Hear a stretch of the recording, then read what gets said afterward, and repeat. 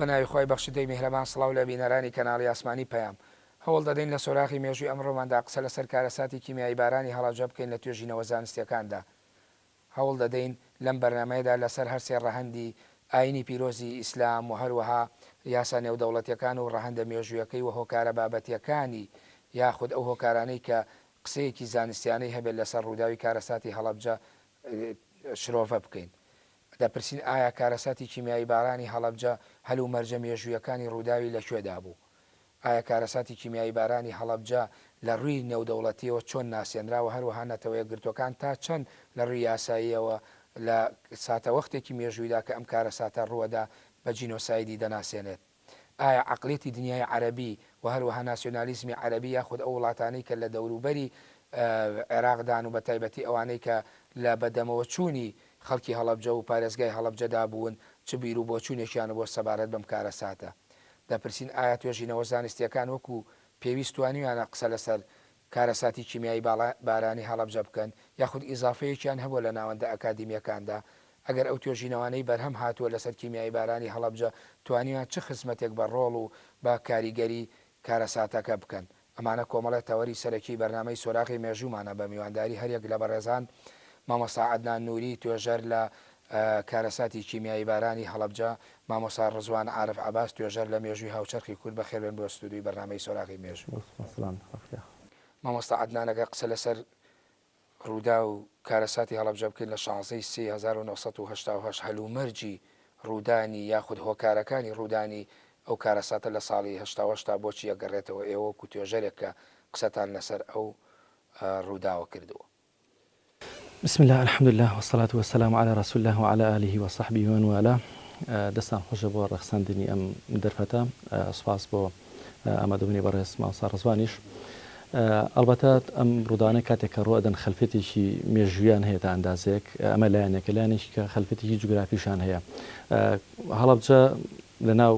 بازنی گەورەی کوردستانە لە ناو چەقی ململانیەکانی چەند نەتەوەیەکایە، واتە بۆتە سنتەرێک بۆ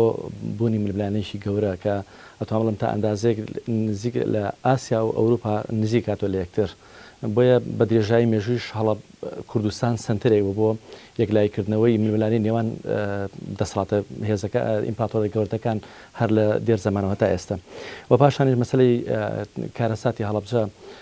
بەڕاستی کارەساتێک بوو کە کۆتایی بەجنگی درێژخانی نێوان عێراق و ئێران هێنا تا ئەندازێک لە گەورەی کارەساتەکە وای کردکەوە ئەو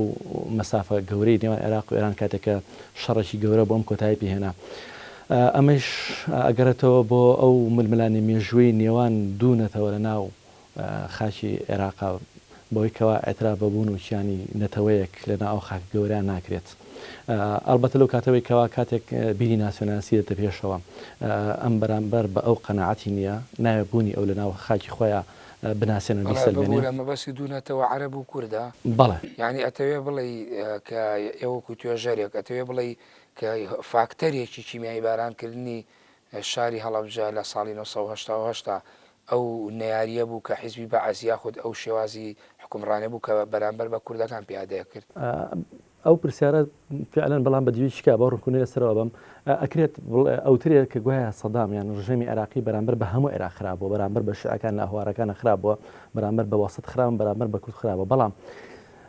دیاریکردنی کوردستان و بە تەحدید بە ئامانجی کیمیابارانیکردن ئەوە ئەسەلمێنێکەوە حکوومەتی عێراقی جیاواز لە وەسەط و جنوبی عێراق ململانەکەی لەگەڵ کوردستانە بەهێزتر بووە. ئەجی ناگەر ئەوم بەڕیر بواە بۆی کە گوایە سەدام بەبێت جیاوازی بەرامبەر بە هەموو دەسەڵاتەکان ئەوانەیە کە لە سنووی دەسەڵاتی ئەو شوونەتە دەرەوە ئیجراعاتی خۆیان لەگەڵا بکە دەبوو لە جنوبی شاکیمیای بەکاربهێنا. بەڵام کاتێک کە کوردستان تەحدید دەکات بە محەددی بۆ بەکارهێنانی چەکی کۆمەڵ کوشتیایە ئەمە ئەوە سەلمێنە فعلەن مەبەستێکی لە پشتی ئەو بابەتەوە بوو. بەڵێ مامۆستا ڕزوان وەڵامێکی یعنی ئەندازەیەک جیاوازی وروژان مامۆستا عەدنان کە باس لە چەکی کیمیایەکە هەڵبەت ئەبێ لە وەڵامەکەیەوە منەوەم دەستکەوەکو پرسیارێ بۆ بەڕێزێ یعنی بۆ خۆی بەکارێنانی چەکی کیمیایی بەرامبەر بە کورد ئاماژەیەکی تایە خود چەکی کیمیایی بێگومان مێژوویەکی و لەو کاتانەوەی کە بەکارهێنراوە بەرامبەر بە گەلان و هەروەها لە پێش کیمیایی بارانی هەڵەبجەوە چەندین جار لە بەتایبەتی لە حربە عالەمێک گەورەکانە تاقی کراوەتەوە. ئەوەی مامۆستا باسی کرد ئاماژەیەکی گرنگە بۆچی ئەم چەکە ئاچە ئاماژەیەکی تیا بەرامبەر بە کورد و مێژووی ئەمە بۆچی ئەگەڕێتەوە کە هاوشێوەی دروستە بێت لە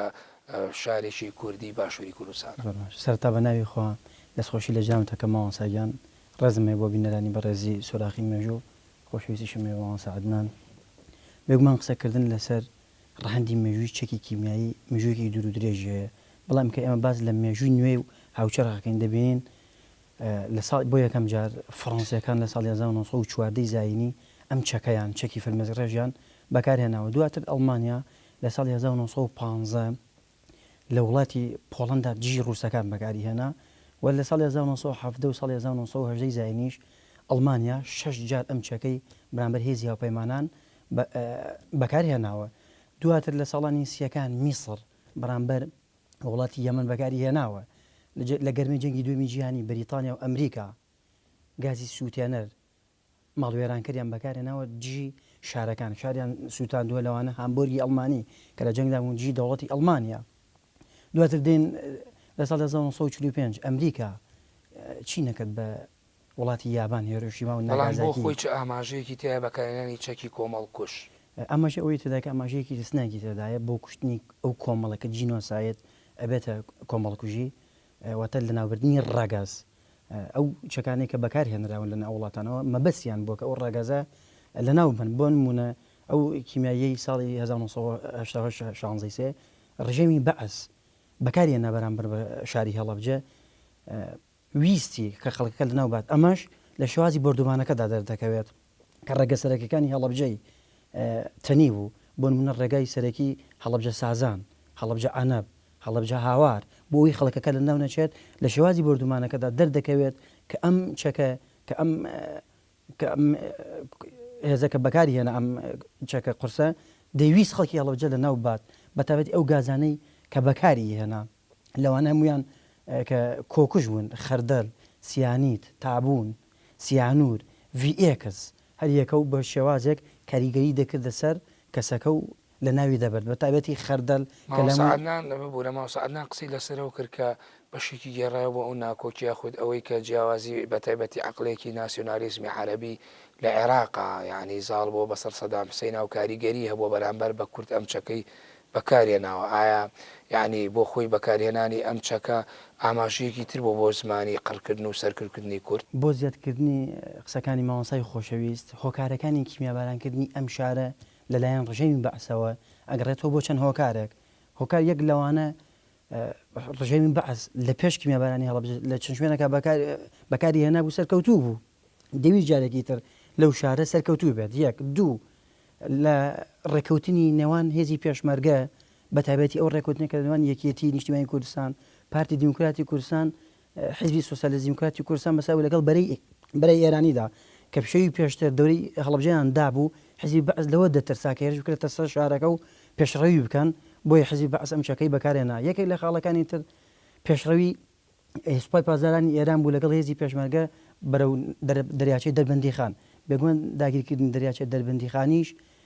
زیانی زۆری هەبوو بۆ ڕژێمی بەعس چ لە ڕووی ئابووریەوە چ لە ڕووی کشت و کاڵەوە چەودابینکردنی کارەباوە اینجا ئەو جوم و جۆڵە سیاسیانی کە لە هەڵەبجەدا پێشترە بوو بۆ پەڕینەوە یعنی بۆ پەڕینەوە نەئەتوانرا بەکار بهێنرێت کە بێنە نزیکی دەریاچەکە ئینتیلاکەن بۆ شوێنەکانی حزبی بەعس لەوە دەترسا کە ئەم دەریاچەیە لەلایەن سوپای پاسداران و هێزی پێشمەرگەوە داگیر بکرێت زەروزیانێکی بۆ ڕژێمی بەعسە بوو بە تایبەتی لە ڕووی دابینکردنی کارەبا هەروە ئەو ناوچە دەشتیانەی باشوور کە بە ئاوی دەربەندی خان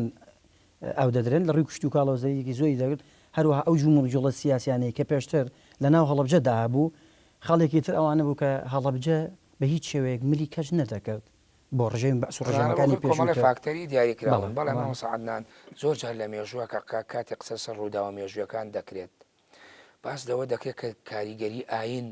کاریگەری هەبوو بۆ خۆی لە ناو ڕووداوەکانە ئەگەر بە دیوێکی پۆزیتیڤ یا خۆی بە دیوێکی نەگەتیڤ بە هەر شێوەیەک بێ بۆچی ئێوە لە توێژینەوەی زانستی هەردوو ڕەهەندی ئاین و یاسای نێودەوڵەتیتان بۆ کیمیایی بارانکردنی هەڵەبجە دیاری کردووە ئایا ئەمە پێداویستیی ئەوەیە تۆ بێ ئەو باسە لە ڕووی فقهیەوە تەنانەت بێنی بەکاری بهێنیت بۆ ڕووداوێک کە لە ساتە وەختێکی مێژووە ڕوویدا و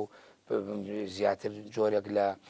شەڕێکی جینۆساید و کاولکەر و ماڵوێران کرد بۆ چ پەیوەندی بە ئاینەوە هەبووەمە ئەلبەتە گە بگرێنەوە بۆ ناوەکانی حکوومەتی عێراقی کە بەکاری هێنا ئەهات ناوی عاشتار و ئەو ناوە جوانی کە هەبوو داهێنا بۆ کۆمەڵە شتێکی تر بەڵام ئاهات وشانی کە لە ناو قورآانی پیرۆزە هەبوون وشەی ئەنفالێن هێنا بەرامبەر بە کورد بەکارهێنا واتە ئامانجی پشتی بەکارهێنانی ئەم جۆرە چەکانی حکوومەتی عێراقی و شەڕکردنی بەرامبەر بە کورد ئامانجی ناشنکردنی خودی ئیسلام خۆی بوو ئەویست بڵێ ئەمانە بە ئیسلام لە ناوە برێن ئیسلامی کردو بە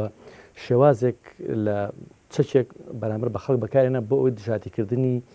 ئیسلام بوو پێی فعلەن ئەویست یەک ئیسلامی بڵێ ئاهات داهێنانەکان ئەوانەی کە ڕادیۆ بوو یان هەند سەلاجە بە هەشتی ناوێنە عاشتار و مەجموعی ناهی بۆ دۆزیەوە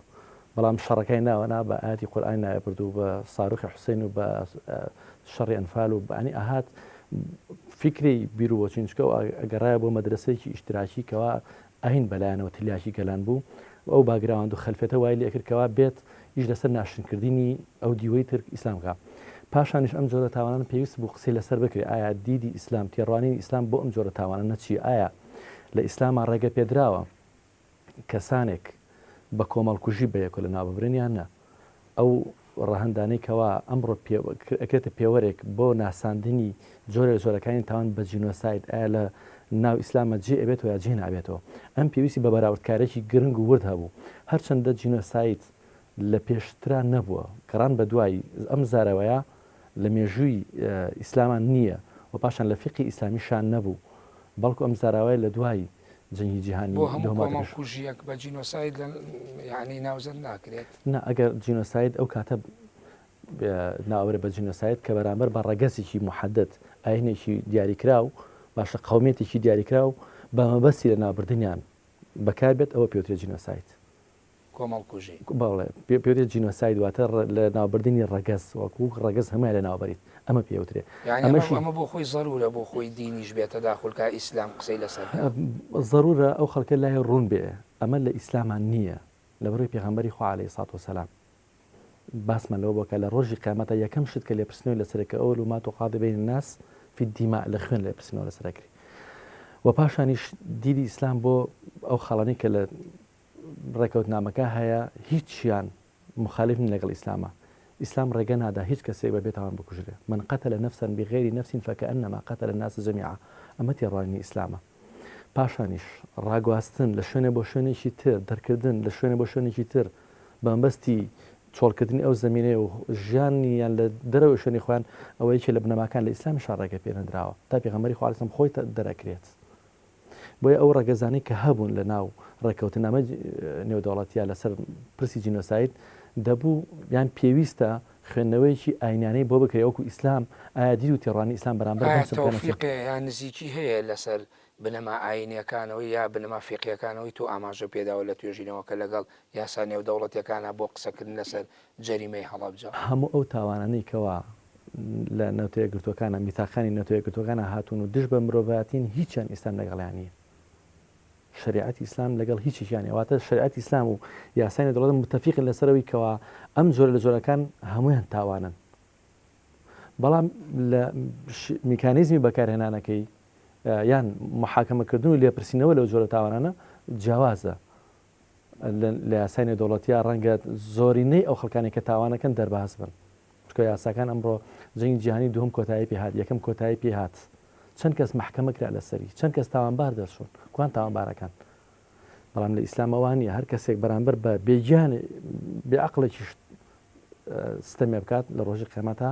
ئایا توێژینەوەی قسەی هەیە لەسەر ئەمە لە ڕیتیۆریەوە چی هەیە لەسەر بۆ چوونانەی توێڵە یانی تۆ بێ لە چوارچێوەی توێژینەوەیەک و یا پەرتووکێکا بێ ئەمە چاپ بکەیت و بیکەی بە بابەتێکی زانستی ئەکادیمیاکە پێویستە و پێویستیش بوو ڕەنگە ئێمە تا ئەندازەیەک دواکەوتی بین لەوەی کەوا ئەم پرسانە ڕۆ ئاینەکەی بخینە ڕوو ئەو ڕۆی کە لە شریعەتی ئیسلامە باسەکە بیخینە ڕوو بۆ لای خەڵک ڕوون بێ ئیسلام لەگەڵ هیچ جۆرە ستەمەکانێ لەگەڵ هیچ جۆرە تاوانێکانیە لەگەڵ هیچ جۆرە دوورخستنەوەی کەسێکانیە لە زێدی خۆی بۆ شوێنێکی تر لەگەڵ سڕینەوەی هیچ جۆرە فەرهەنگێکانیە خی گەورە فەرمێ وەجعلناکم شعوبا وقبائل لتعارفوا بەڵام ئێستا ئەوەی کە سیاسەتی نێودەوڵەتی لەسەرتی بۆ یەکتر کوشتنە ئیسلام تعارف دروست دەکات نەکتوانەوە بەڵێ مامەسا ڕزوان ئەم بابەتە بە پێی پێ و دانگوستانداردەکانی مێژوو بێ ئایا کاتی ئەوە یعنی هاتووی تر بچێتە ناو توێژینەوە زانستیەکانی بواری مێژوو تا لە ڕووی ئەکادیمیەوە قسەی لەسەر بکرێ و ئێوەش یەکێکرد لەوانەی کە نووسینتان لەسەر ئەوەیە بە تایبەتی مێژووی هاوچەرخی لە ناو مێژووی هاوچەرخی کووردا قسەتان لەسەر ئەم باس و بابەتە کردو و لایەنێکی معەنتان دیاری کردو بۆی شیکاری بکەن. بەڵێ مامۆستا ئادام ئەم ڕووداوە یەکێکە لە ڕووداوە هەرە گەورەکانی مێژووی نوێ و مێژووی نوێی کورد و هاوچەرخ ینی نووسین ئەسەر لەسەر ئەم ڕووداوە ئەرکی مامۆستای زانکۆیە ئەرکی توێژەرانە ئەرکی ئەو پسپۆڕانەیە کە ئەیانوێت لەسەر ئەم ڕووداوە نووسینیانە بێت بگرە درەنگیشە چونکە ڕووداوێک نەبوو ئەم ڕووداوە ئازاب بە زۆر بە خێرایی بەسەر ئێمەدا تێپەڕێت ئەرکی مامۆسانی زانکۆ ئەرکی توێژە باشە بابەتێکی زانستی ینی چی لە بایەخی ڕووداوەکە کەمەکاتەوە یا چی ئیزافەیەک بۆ ڕووداوەکە ئەکاتاوەکو بەهای خۆی هەبێت. ڕاستی ڕووداوەکە بۆ خەڵک ئەنووسینەوە بۆ خەڵک پیشانی ئەدەن کە ڕژێمی بەعز بۆچی ئەم شارەی وێران کرد بۆچی ئێمە ئەم ڕووداوە ئەنووسینەوە بۆ نەوەکانی داهاتوو کەوا شارێک بەم جوانیە لە 2 سەعاتدا بۆچی وا پەکی کەوێت بۆچی وا وێران بێت و بۆچی وا چۆڵ بێت اینجا بۆچی ئەم خەڵکی ئەم شارە ڕوو بکاتە وڵاتێکی تر وەکو ئێران لەوێ ئۆردوگای بۆ دروستکردن داڵدەیدان ئەمە دەگرێتەوە ئەوی کە نووسینەکان بە خێرایی بکرێنە سەر کاغەز بەڵام بۆ خۆ بەشێکی زۆری شاید حاڵەکان تام چرکە ساتەش وەساون و ماون و ڕووداوەکانیش و کۆڵێ ڕووداوەکەش بەزین و یعنی پێدوانیە ئەمە هێشتا ئێستا زووە لە ڕووی ئەکادیمی و قسە لەسەر و باس و بابەتان نامەوەسا زۆر درەنگە بەداخەوە ئەمە یەکێکە لە گرفتەکانی نووسینی مێژووی کورد چونکە لە مێژووشدا یەکێ لە گرفتەکانی مێژووی دەوڵەتی مێژووی حکوومەتی کوردی گرفتی نووسینەوەی مێژووی کوردە بەداخەوە چونکە ئێمە کتێبخانەمان لاوازە و نووسینیشمان لاوازە و بگرە زۆر درەنگیشە بۆ نووسینەوەی ئەم ڕووداوە. بەڵێ مامۆستا عەدنانەوەی ئێوە لە ڕووی یاسا نێودەوڵەتیەکانەوە قسەتان لەسەر کرد و گەڕاونەوە بۆ مێژووی 16 ساڵی 1970 ئایا نەتەوە یەکگرتوەکان دانپیانانێکی فەرمی هەیە بۆ بە جینۆساید ناساندنی هەڵەبجەوە ئێوە قسەتان لەسەر کردو و هیچ پشتان بە دیکۆمنتەکان بەستووە یاخود تاوەکو ئێستا نەی بوو لەبەرەوەی ئێمە کورد نەتەوەیەکین بێدەوڵەت و بێقەوارە و بێکیان بووین نەتوانراوە قازیەکەشمان بە جینۆساید بناسیێنرێت. نەتەوە یەکگرتوەکان ئەگەر لە ڕووی ناوە وایە دەبوو ئێستا جینۆسایدی کورد کە هەڵەبجەش بەشێکی سەرەکێتیایە ئێستاکە بە فەرمی دانی پیا بنرایە و ئیشی لەسەر کرایە بەڵام نەتەوە یەکگرتوەکان ئیشی دەوڵەتە یەکگرتوەکانەکان نەک نەتەوە یەکگرتوەکان دەوڵەت یەکگرتوەکان ئەو پارێزەری دەوڵەتە نەکنێتەوە کورد هەتا ئێستاکە کە بوونی نیە وەک نەتەوەیەک لە نێو یەکگرتوەکانە دەوڵەتی نییە ناتوانێت شکایەت بکات و نەتەوەیەکگرتوەکانیش مادەم دەکاری توێڵی خۆیان یعنی ئەمە هینێکی پلتفۆرمێکی سەرێکی خۆیانە ئیشیان لەسەر کردووە یاخود ئەمە تووەکو توێژەرێم لێکدانەوەڵی بۆچی میانمار قسەی لەسەر ناکرێ ئەمڕۆ تاوانێکی دەوڵەتی گەورە ئێستا گەورەترین ستەمکاری نیە بەرامبەر بەم مرۆڤەتی لەم چرخەیەکرێت چرخی نوێیە بۆ قسەی لەسەر ناکەنەوە یەکگرتوەکان لەبەرەوەی ئەوانەی کە لەو بقایا ئەژین ئەوە دەوڵەتی سەربەخۆی خۆیان نییە کە دەوڵەتێک نەبێت بڕە شکایەت بکات نەتوێگرتوەکان نایەتە وەڵام لەسەری هەڵەبجە و ئەنفال و گەرمیان و هەموو کارساتانەی تر کاتێک کورد خاوەن دەوڵەتی خۆی نییە بڕە شکایەتکە نەتوێگرتوەکان ئەوش ئەو ئەتیبارەی بۆ دانانێ بۆیە هەتا ئێستش نەتوێگرتوەکان جینۆسایدی میلەتی کورد بە جینۆساید ناناسان نشی ناساندووە کە نشی ناسان بێ نشی ناسێت تۆش ناتوانیت ینی لە ڕووی نێودەوڵەتی و ئەتیبارە قاونەی بۆ بکەیت ناتوانانی سەر لە یەکی لە توێژنانی کە من خۆم کردمێکی لە گرفتانەی کە بۆم دروست بوو وتیان ئایا نەتەوەیەکگرتوەکان بە جینۆسایدی ناساندووە ناساندووە کاتێنی ناسامێت تۆ چۆن نتوانێت ئەم توێژینەوانەی ئێوە زیاتر لە وڵاتانی دەرەوە بۆنمە بەرهەماتۆی سێ بنمە تۆ لە ناو یعنی دنیای عەرەبی ئامەدنووسی ڕای یعنی ناو ئەکادیمیاکان و زانستگاکان و ئەوەی کە زۆر جاوتی عقلەتی ناسیۆنالیزمی عەرەبی لەم چرکە سەدا بۆ بەرهەمێنانی توێژینەوەیکی زانستی لەسەر کارەساتی هەڵەبجە چۆن بووە ڕایان چۆن بوو ئەویان وچی ئەو تاپان من دوو لایەنم لە خۆ گرت لە فقی ئیسلامی و ئاسای نێودەوڵەتی یەکێ لە مناقشەکان باسی لەوە کردوتی بەڕست باسی شریعەتی ئیسلامەکەوتی من ئیمانم بەوە هەیە ئەمە لە شریعەتە تاوانێکی گەورەیە قسەم لەسەر ئەوە نییە بەڵام کاتێک کە تۆ باسی یاسای نێودەوڵەتیەکەی ئەو کات سیادەی عێراق پارێزراو نەبوو هەڵەبجە لە سیادەی حکمی عێراق چوو بۆ دەرەوە مادەم لە سیادەی عێراق چوو بە دەرەوە لە شوێنەکەی داژی کرا بۆ ئەوش بۆ پاراستنی سیادەی خۆی لە ڕووی نەتەوەیەگرتوەکانەوە هیچ ڕێگرێک نەبوو لە بەردەسییا واتە ئەو پارێزگای لە سنووری خۆی کردووە تۆ چۆن ناتوانانی ئیتیهامی بکەی بە جنۆسایت ئەمە دیدێکی زانستی لە پشتیەوە بۆ ئەوان بە پشتگیری زانستی بە پشتگیری ئەوەی کەوا ئەبێت دەوڵەتێک هەبێ بڕاشکار کە لە دەگوتەکان بڵێ ئەم تاوانە بەرامبەر کراوە کورد خاوەن دەوڵەتی خۆی نەبوو ئەمە یەک دوو هەڵەبجە لە ژێردەستی دەسەڵاتێکی بێگانەیە بۆ بە عێراق لە ژێر دەسەڵاتی ئێران نابوو باشە لەگەڵ پێشنهاد مناوە ئەی مەوزوعەتی نووسینەکان یعنی چۆن پشگیری ئەوە ئەکەن کە منە وەڵامی کەسی شیوا بداتەوە کە لەبەرەوەی ئێمە چوارچێوی قانونیمان نییە من وەڵامەکە تاوان ئەگەر حکوومەتی عێراقی مەبەستی پاراستنی سنووری خۆی بواە بۆ چەکە کۆمەڵکوژەکانی بەرامبەر بە خەڵکەکە بەکارێنا بۆ نەچوو لە مووقع عسکەرەکانە بەکاری بێنێ ئەو شوێنەی کە شەڕی تیا بوو خۆ شەڕ زیاتر لە دەرەوەی شار بوو لە سنوورەکان نبوو بەس بۆ ئەو کردی بە ناو خەڵکەکە خۆیان کەواتە ئامانجێکی حکوومەتی عێراقی ناوبردنی خەڵکەکە خۆی بوو نەک ئەو دەسەڵاتی کە هات بە ناو شار ژنا خۆ سوپا و ئێمە هەمومان خۆمان لەوێت لەو کاتەیە بووین لە دەشتی بەکراوایە سوپاسەکان سوپا لێەوە هات لە کەژی باڵام بۆدا بەس نەخوار لە دەوربەر هات نەخوارەوە بۆ نەهات ئەو شوێنانی کەوا قووەتی لێە شەڕی بەرامکە ئەی بۆ بە محەدەدی ئەو شوێنانی کە چڕی خەڵک لەوێ خەرجی کۆڕەوەبوون بۆ ئەوان بۆ شوێنە بەکارنە ئەو شوێنە کە چڕی دانیشتوانی تیا بوو کەواتە ئامانجی حکوومەتی عێراقی لە نابردنی خەڵکەکە ڕای ئەوانەی یعنی زیاتر ئەوەی کە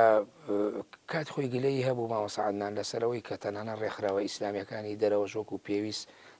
لەو مێژووە ینی هەڵوێستێکی ڕوونیان نەبوو بەرامبەر بە سەدام حوسێن و حیزبی بەعەس کە ئەم تاوانەی ئەنجامدا ئایا هەمان بیر و ڕا لەناو ئەکادیمیەکانیشە هەبوو هەمان بیر و بۆچوونیان نەبوو بەڵام ناوبڕێوەرەکەم دوای ناوبڕەکە وەڵام بەرەوە بینەرانی بەڕێز و خۆشویست دەوبڕێکی کورد وەردەگرین و دەگەڕێنەوە لاتە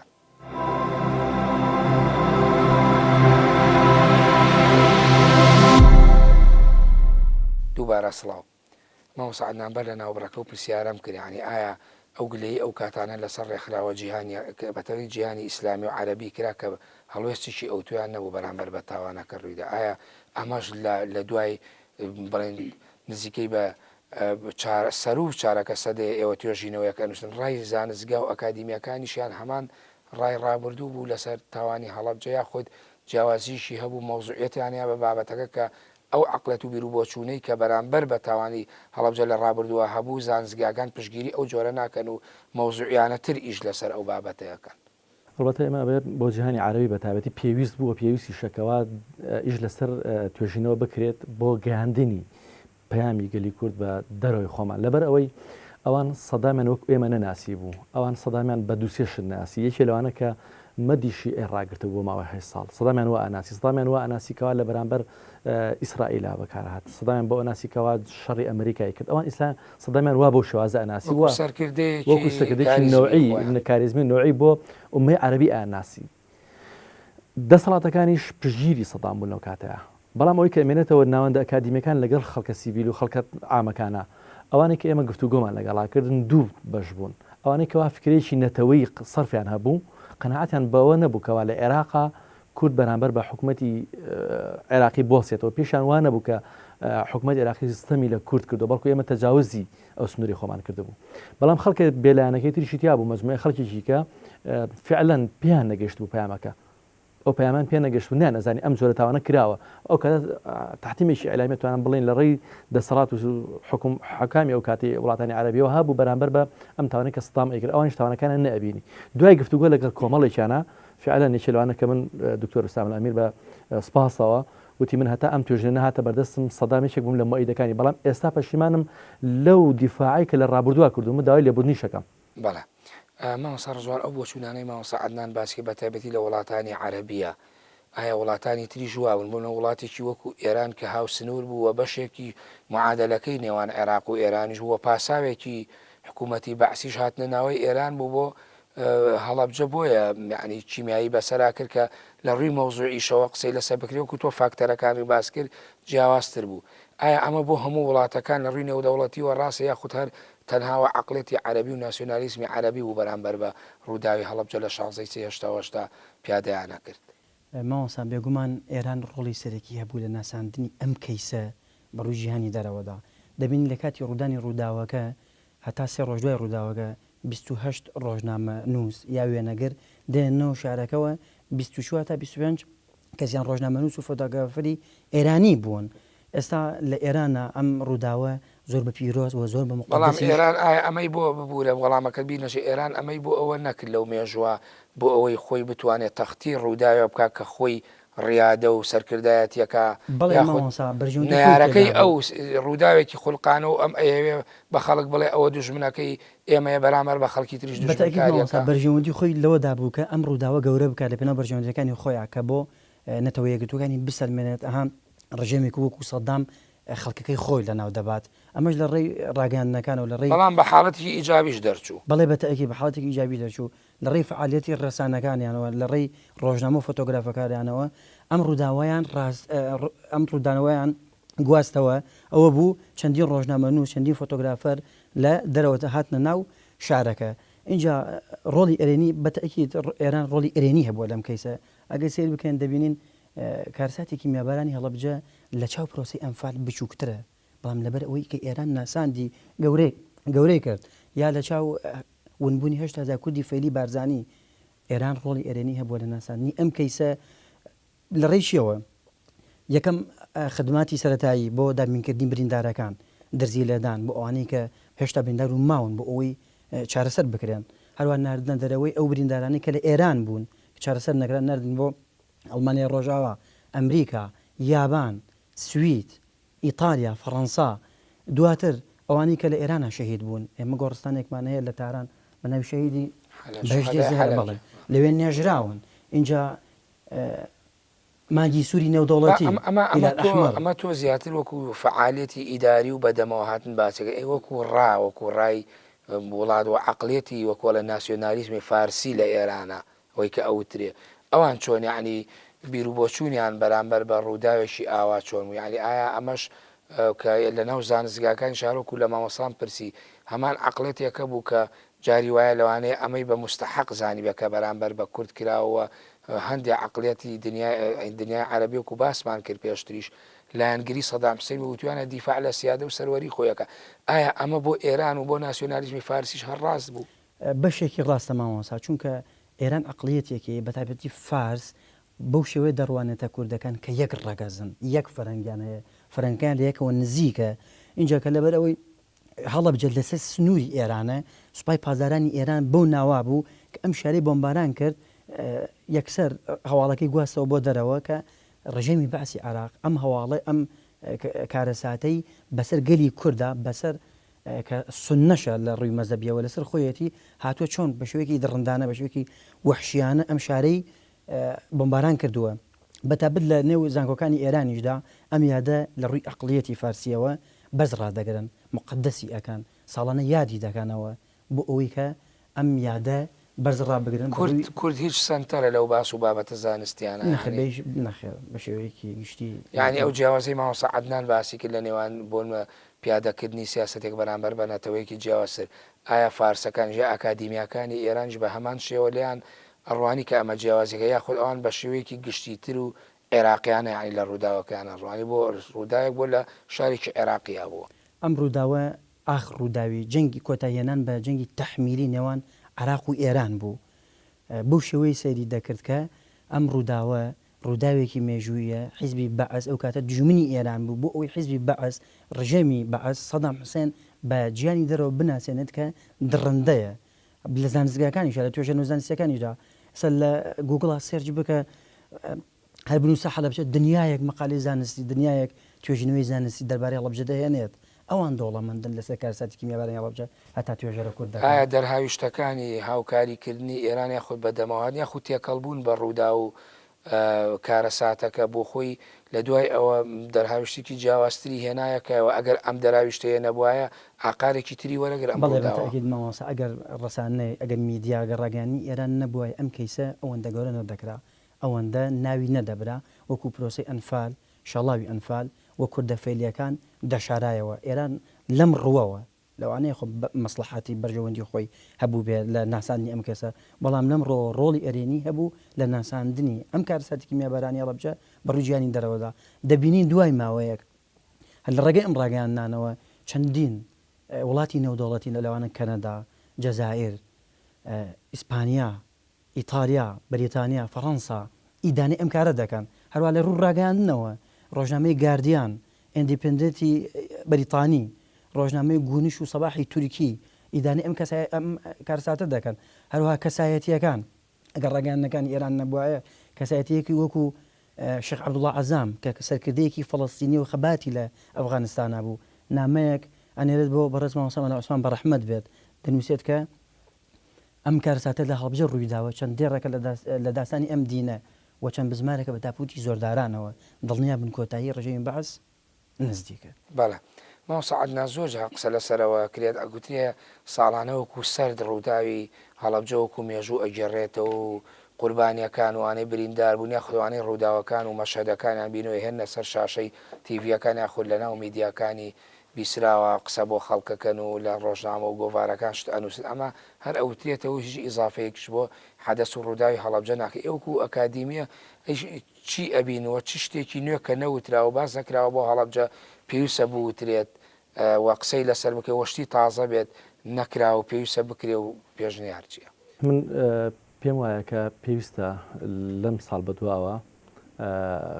شیوەن بگۆڕین لاوانەوە شیوەن بگۆڕین لە ئەم کارەساتانی خۆمانە بۆ ئاوادانی و ئاوادانی فکر لەم ساڵ بەدوایە وایە زووتریش بکرا دەبووە زووتر بکرا بەڵام ئەوەی کە نەکرا لە ئێرە قسەی لەسەرەکەین دەبوو شیوەنمان بگۆڕایە چونکە بەڕاستی شیوەنکردن هیچ لە ئازارمان کەم ناکاتەوە بەڵکو تازەیەکاتەوە. ئێمە ئەبێت لە ئاس مەسئولیەتی ئەو کارەساتە گەورە بیرکەینەوە. بۆ پێ دوایە ئەم ڕووداوە مێژوتای سەر قۆناغی شیوەنی تەجاوز نەکردو. ئەم ساڵ هەستەکەم ئەم ساڵ گۆڕانکارێکی بەسەرهات و جیازە ساڵەکانی تر ئەو تا هەر لە زانکۆی هەڵەبجەیە 2 هەفتە پێش ئێستا پانێڵی کرا لەسەر جینۆسایتی هەڵەبجە لە نێوان فقی ئیسلامی یاسایان دۆتای بۆ بەڕێزان مامۆستا ئاوەرە حسێن لەگەڵ دکتۆر عەبدای هورامەنێ لە ڕووی شەرێ باشن لە ڕووی یاساژە قسەی لەسەر کرا. سبەینێکە لە 16 سیا ئەم ساڵ زانکۆی هەڵەبجە پانێڵێکی گەورەیەکە لە ئاستێکی زۆر بەرزە لەسەر جینۆسایدی هەڵەبجە و توێژینەوەی پانێڵێکی گەورەی کرد لە 16 سیا. بەڵێ کردی و ئەم ساڵی جیاواز لە ساڵەکانی تر کۆمەڵی قوربانیانی هەڵەبجە هەستا بە دیاریکردنی هەموو ئەو کەسانی کەوا لەسەر کەیسی هەڵەبجە و جینۆسایت توێژینەوەیان کردو یان کتێبیان نووسیوە و سوپاسێک پێزانینیان بۆ ئەو بەڕێزانە ئەنجامدا کە لەو بوارە خەباتێکیان کردو بۆ ئەوەی بیناسنێکە ئێمە ئەو قۆناغەمان تێپەڕان توێژینەوەانە کە باسێکی کۆمەڵی قوربانیان ناساندی ئایا ئەمە ئیزافەیەک بۆ قەزیەکە کایا ئیش لەسەر گەورەکردنی و بە دیکۆمێتکردنی ئەکات؟ فعلەن تۆ ئەگەر ئەم ساڵ پێزانینێکت کرد بەرامبەر بۆ کەسانی کە توێژینەوەیان هەیە گرنگجێکت پێدان ئەوانش هیمەت و ئیرادەکەیان زیاتر جوڵ ئەمە یەک دووش ئێمە پێویستان بەوە هەیە لەمەلا بیگوازینەوە شیوەنەکان گۆزنەوە گوتم بۆ بە معریفیکردنی ئەم بابەتەوە پاشان بەکادیمیکردنی مەسلەی جینۆسایدی هەڵەبجە و پێویستە سنتەرێکی توێژینەوەی زانستی لە هەڵەبجەیە دروست بکرێ تایبەت بە جینۆسایدی گەلی کورد کە ساڵان توێژینەی گەوری تیا بکرێ و پاشان بکرێتە هەنگار گۆڕانکاریە دروستە کاگەرە و سنتەرە دروست بکرێت چی گۆڕانکاریەکە لە هەڵەبجە؟ ئەلبەتە هەموو خوێندنەوە و خوێندنەوەیەک بۆ واقع و ڕابردوو بۆ ئێستا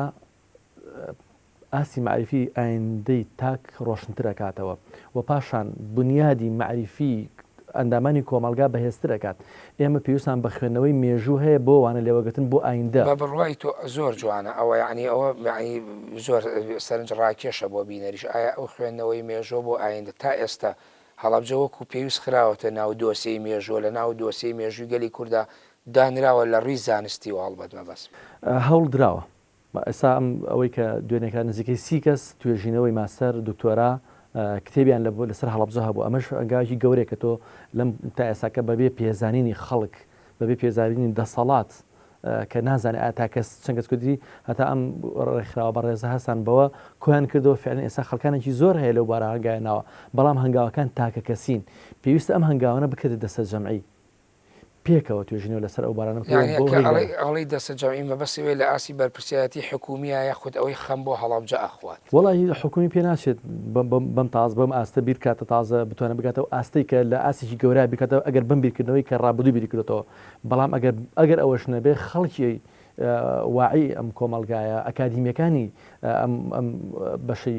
کوردستان و بەشەکانی تریش کە لە ژێر جینۆسایدان بەڵام هەرێکەوە بە ناوێکی ترەوە پێویستە ئەم قۆناغە تێپەڕێنن پێکەوە هەنگاو هەڵگرن بۆ ناساندنی ئەم کارەساتە بەڵام بە شێوازێک بیکەنە چۆن ئێستاکە هەر کەسێ لەسەر جینۆساید قسەیەەکان نمونەیەکی هۆڵۆکۆستێنێتەوە ئێم پێویستان بەوە هەیە مەکتەبەکانی دنیا پڕکەین لەسەر جینۆسایدی هەڵەبجە پێویستان بەوە هەیە مەکتەبی وڵاتانی عەربی وڵاتانی ئەوروپا بۆ خۆی زانکۆی هەڵەبجە ئەکادیمیای هەڵەبجە جیاوازە زانکۆکانی تر بە تایبەتی ئەو بەشانەی کە بۆنمە تۆ لە بواری بۆنمە فقی ئیسلامی باسی چالاکیەکەت کرد کە کراوە لە هەفتەی ڕابردووە لە شاری هەڵەبجە یاخود بەشەکەی مامۆساکە بەشی مێژوو لە زانستە کۆمەڵایەتەکانی هەڵەبجە ئایا ئەمانە تایبەتمەندییان داوە بە کارە ساتەکە و ئیش لەسەر ئەوە بکەن لە خۆیانەوە دەست پێ بکەن بە ئەکادیمیکردنی ئەم قەزیە و دۆسیە تابیکەن بە کەلتورێکی زانستی لە ناو خوێندکارەکانیاندا ئەم ساڵ هەنگاو نراوە ئومێدم وایە هەنگاوی ساڵی ئایندە ئەمە سیاسەتە یاخود هەنگاوی شخصی و خۆ دوت پێویستە ئەگەر بخێتە بواری سیاستەوە یان بکەتە بواری بێکردنەوەی خەڵکەوە پێویستەکات ئەو گۆڕانکارە دروست بێت بەڵێ مامۆستا ڕەزوان چی تاقیبێکەیە لەسەر ئەو پرسیارانی لە مامۆسام کرد و باسی زانکۆ و بە زانستیکردنی کارەساتی هەڵەبجە هەم لە ناو زانکۆی هەڵەبجە بۆ خۆی و هەم ئیزافەکردنی ئەم توێژینەوە زانستیانە لەسەر کارەساتی کیمیایی بارانی هەڵەبجە. سوپاسی مامۆساکەم کە باسی ڕۆڵی زانکۆی هەڵەبجەی کرد بەڵێ بەدڵنیایەوە زانکۆی هەڵەبجە هەنگاوی ناوە بۆ نووسینەوەی بۆ نووسین توێژینەوەی زانستی دەربارەی ئەم کارە ئەم هەنگاوە چۆنەڵی لۆکاڵی یاخو استراتیژی زانکۆیە هەم لۆکاڵیش هەم استراتیژی زانکۆشە بۆ نمونە مامۆسایەکمانەیە سوپاسی دەکەن مامۆستا ئاوارە حسێن لە بەشی یاسا هەساوە بە دانانی پرۆگرامێک سەبارەت بە وانەیەک بە ناوی جینۆسایدی کورد کە بە درێژایی ساڵ بۆ بە درێژایی ساڵ بۆ خوێندکاران کە ئەم دەرسە جێگی کراوە لە بەشی یاسا و تەرحیش کراوە لە تەواوی زانکۆکانی کوردستانە ئەم وانەیە بخوێنرێت هەفتەی پێشوو مامۆستا زۆر جوان ئیشارە پێدا کەپێکی ڕۆشنبیری کرا لە نێوان کارساتی کیمیابەرانی هەڵەبجە لە نێوان شریعەت و ڕەهەندە یاساییەکانەوە هەردووکیان مامۆستای زانکۆی هەڵەبجە بوون دکتۆر عەبدولدائیم هەورامانی و مامۆستا ئاوارە حسێن لە 16 سەیە ئێمە بەشی یاسا زانکۆی هەڵەبجە هەستاین زۆربەی مامۆستایانی زانکۆی هەڵەبجەش لەوێ بوون بە سازدانی چەندین پانێڵ چەندین دیدار چەندین دیبیت بۆ سەبارەت بە کەیسە کارساتی کیمیابەرانی پێت وایە ئەمە تایبەتمەندێکی جیاواز بە بەراورد لەگەڵ ئەو 28 ساڵی ڕابردوو کە بەڵێ ئەمە تایبەتمەندێکی جیاوازە و ئەو تایبەتمەندیەش کە مامۆستا عەدنان باسی کرد کۆمەڵی قوربانیانی کیمیابەرانی هەڵەبجە هەستا بە خەڵاتکردنی ئەو کەسانەی کە دەربارەی کارەساتی کیمیابەرانی هەڵەبجە کتێبیان نووسیوە توێژینەوەی زانستیان هەیە ئەتڕۆحەی ماسەر و تێزی دکتۆرایان لەسەر ئەم کەیسە کردووە نزیکەی 20 دەکەس ئەکادیمیەکانی ناو زانکۆی هەڵەبجە هەوڵتان نەیەوە ئیش لەسەر ئەوە بکەن ئەمە بکەن بە پێشنیار و پرۆپۆزڵ بۆ حکوومەت و دەسەڵات لە هەرێمی کوردستانە تاوەکو بتوانرێ بایەخ بەمە بدرا لە ناوەندە زانستیەکان باسم کرد مامۆستایان کە مامۆستا ئاوارەمان هەیە ئەم دەرسەی تەرح کردووە لە زانکۆی هەڵەبجە جێگیر کراوە دەرسێکە بە تا کۆتایی ساڵ ئەخوێنرێت هەردوو کۆرسەکە و بۆ زانکۆکانی تریش تەرخان کراوە و من لەگەڵ مامۆستایەکی بەڕێزی خۆمانە توێژینەوەیکی زانستیمان کردووە لەسەر کارەساتی کیمیابەرانی هەڵەبجە لە ڕووپەڕی ڕۆژنامەی جمهوری ئیسلامیدا ئەو کاتە ڕۆژنامەیەک بووە ڕۆژانە دەرچووە و تەواوی کارەساتەکە چ ڕووی سیاسیەوە چ ڕووی تەندروستیەوە چ ڕووی کۆمەڵایەتیەوە پزیشکیەوە هاوکاریەوە باسی لە هەڵەبجەی کردووە من لەگەڵ مامۆستایەکی بەڕێزا بەم زوانەی ئینشەڵا لە گۆڤارێکی زانستیە نەشرا بێت بەڵێ مامۆستا بەڵام ئەمانەی ئێوە باسیەکەن زیاتر هەوڵ و خەمی لە ئاسێکی سەقافی و زانستی و ڕۆشنبیریە ئایا بۆ دیوەکەی تریکە لە معاناتی خەڵکی هەڵەبجە کەم کاتەوە ئەندازەیەک هەموو ساڵێکە ئەوترێ برینی خەڵکی هەڵەبجە ساڕێژکە ئەم توێژینەوە زانستیانە هیچ کەلێنێک پڕکاتەوە کەلێن پڕ دەکاتەوە بەڵام ئەوەی کە ساڕێژی ئەم خەڵکی هەڵەبجە بکات ئەبێ حکوومەت بە شێوەیەکی زۆر جوان و نایاب ئەم شارە بنیات بنێتەوە ئێستا مامۆستا ڕێزمە کەلاوەیەکی وێرانەیە هەڵەبجە ئەتەوێ بنیاد نانەوە دیسانەوە لە ڕووی بیناسازی و خۆدی تە هەڵەبجە ئەندازەیە کەلاوەکانی لەوانەیە کەم بوو بێتەوە بەڵام بنیاد نانەوە لە ڕووی سایکۆلۆژیت و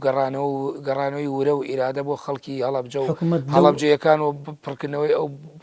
بۆشایە دەرونی کە خەڵکی هەڵەبجە بۆی دروست بووە لە دوای ساڵی 1970 یاخود بنیادنانە و دیسانەوە بە ئاسمانابرنی بینا و شتی تر مامۆستا هەوڵەکان هەمووی شەخسین حکوومەت لە ڕووی لە دابینکردنی خزمەت گوزاری چ لە ڕووی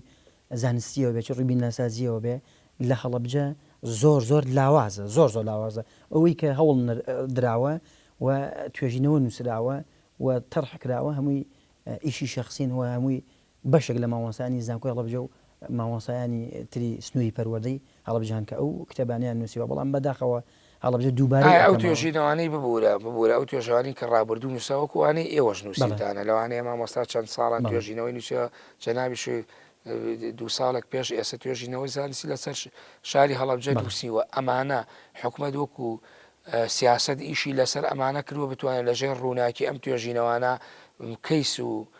ڕووداوی کارەساتی کیمیایی بارانی هەڵەبجە بخاتە ناو زانستگا و ئەکادیمیەکانەوە تەنانە ئەرشیفخانەکانیشی لێپڕکات کە ئەمە بۆ نەوەکانی ئاین دەبمێنێتەوە ساڵم تا ئێستا نەخێر بەداخەوە هیچ جنگاوێکی ناوە حکوومەت ئەوە کارەکەی بۆچی گەڕێتەوە وڵا کەمتر خەمی حکوومەت باسم کرد گرفتەکانی نووسینی مێژووی کورد یەکێکە لە دیاردە سەرەکیەکان گرفتەکانی ئەمەش بەشێکە لەوە حکوومەت زۆر کەمتر خەمە بەڵێ ماوە سەعەدنان یەکێک لەو ڕێیانەی تری خەڵک کە بەرامبەر کارەساتی کیمیایی بارانی هەڵەبجە بە تایبەتی لەناو ناسیۆنالیزمی کوردیا عەقڵێتێکەیە ئەنجامدانی ئەم تاوانە بە نوێنەرەکانی دین و بە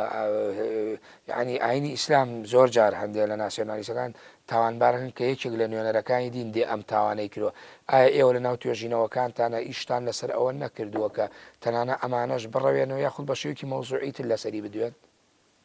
طبعا مەزمەیەک نووسەر مەزمەیەک ڕۆشنبیر کاتێکە لەسەر بیرێکی ناسیۆنالیستی یان تا ئەندازەیەک ڕێگەسپەرستیان هەبێت لە هەر بوارەکە کاتێکە قسەیەکەن بە عقڵەتێکی گۆشە جیرانیان دۆگماییەوە لە سۆر شت ئەڕوانن و پاشانیش لەگەڵ ڕێزما هەندێک جار فیشک بە تاریکیەوە نانە قسەکردن ئەجینا ئەگەر بگەڕێنەوە بۆ خودی ئیسلام یەکەم ئايات کە خی گەورە دابەزن نەخوارە باسی خوێندن ئەکات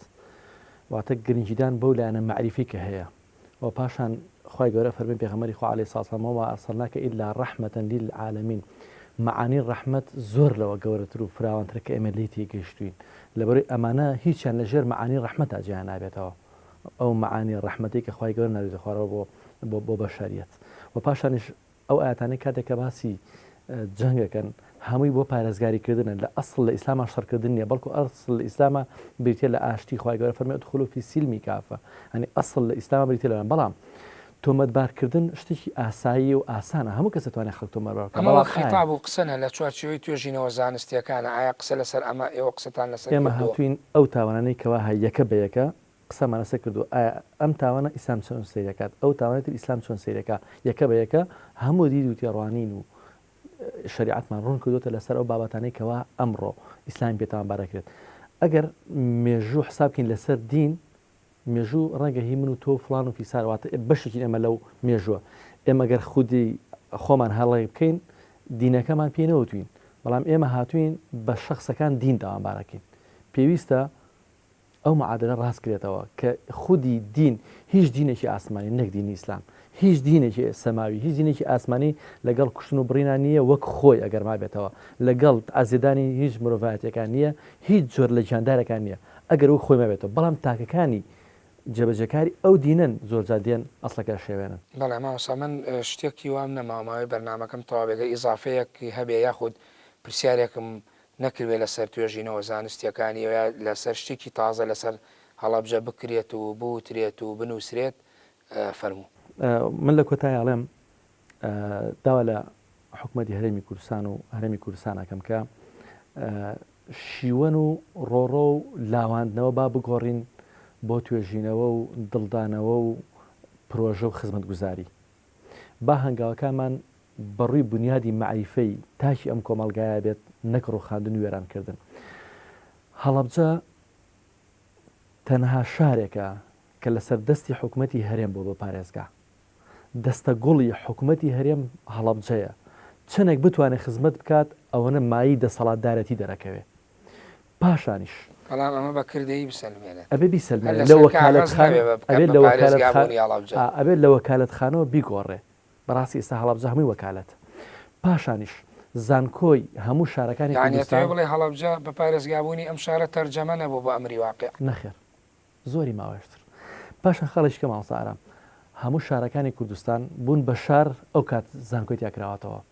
هەڵەبجە لە گەورەی خۆیان زانکۆی تیاکرا دواتر بۆ بە شار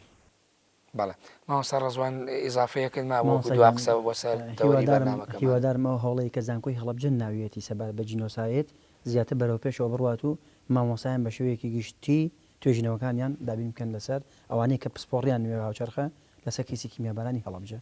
زۆر سپاس بۆ ڕەزوان عارف عەباس توێژەر لە مێژووی هاوچەرخی کورد و مامۆستا لە زانکۆی هەڵەبجە.